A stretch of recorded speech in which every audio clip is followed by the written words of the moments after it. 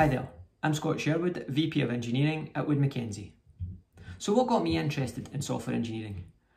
I've always been fascinated in how a small amount of code can make a machine do incredibly powerful things, ever since I got my very first computer. In software engineering, we're lucky that we can move and work in almost any domain and bring our skills to that domain. At Wood Mackenzie, we have a very strong mission to help our customers through data and analytics tools navigate the energy transition and build a more sustainable future to tackle climate change. So how did I get to become the VP of Engineering at Wood Mac?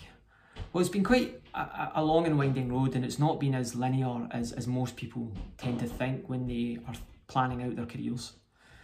Originally, at school, I was very passionate about physics. I had a phenomenal physics teacher who taught me how to play chess. He was just an all-round fantastic teacher and someone who I still look back on today as an inspiration and a mentor. He built a passion in me for physics that made me want to get to university and study physics at university. However, having got to university and looking at physics, maths and computing, I quickly realised that early passion for computing science was the one that I wanted to follow. It felt much more practical, much more applied, and something that I could really take forward in my life. However, it's not a subject that came naturally to me. I was never the best student when I was at university. I always had to work incredibly hard.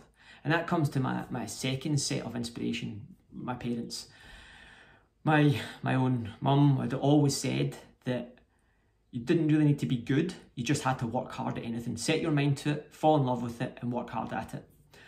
And I was also fortunate enough that my dad was incredibly talented at building things. He could turn his hand to anything. And those two things came hand in hand and were incredible advice, actually looking back through the entirety of my career. I've also had some really good opportunities that might not otherwise have been afforded to me had I not had very strong mentors along the way. One of whom was my PhD supervisor.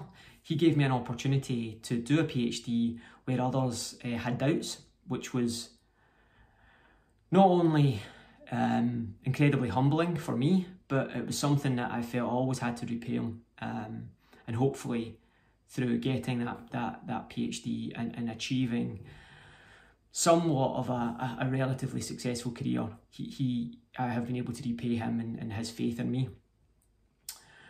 I think when it comes to advice, the best advice that I've got is be yourself.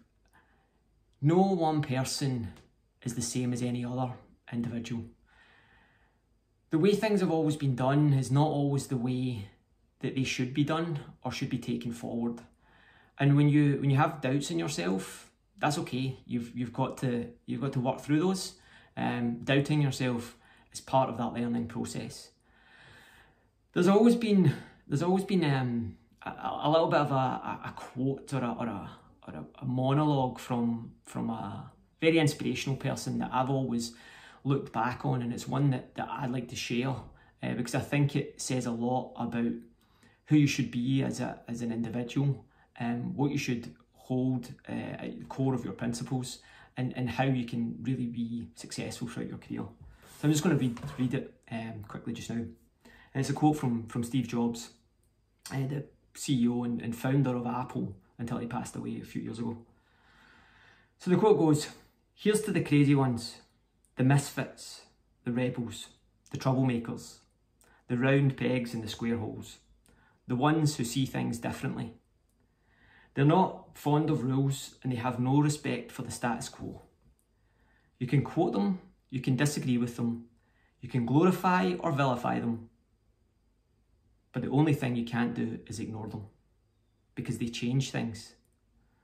They push the human race forward, and while some see them as the crazy ones, we see genius. Because the people who are crazy enough to think that they can change the world are the ones who do."